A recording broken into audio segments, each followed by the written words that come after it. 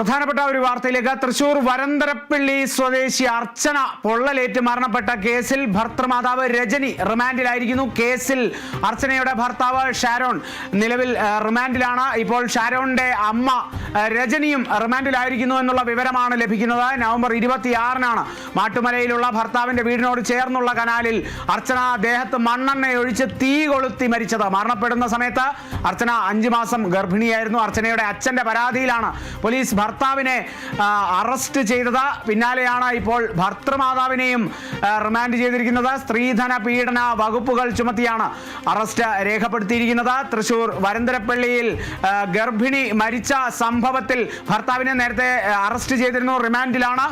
ഇപ്പോൾ ഭർത്തൃമാതാവ് രജനിയും റിമാൻഡിലായിരിക്കുന്നു എന്നുള്ളതാണ്.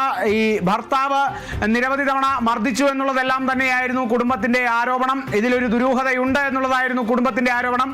കുടുംബം നൽകിയ പരാതിയെ തുടർന്നാണ് പിന്നീട് ഈ സംഭവം, ഈ ഒരു കേസെടുത്ത ഭർത്താവിനെതിരെ സ്ത്രീധന നിരോധന വകുപ്പ് പ്രകാരം തന്നെ കേസെടുത്തിരുന്നത്. പിന്നീട് ഷാരോൺ റിമാൻഡിലായി എന്നുള്ളതും കൂടിയാണ്.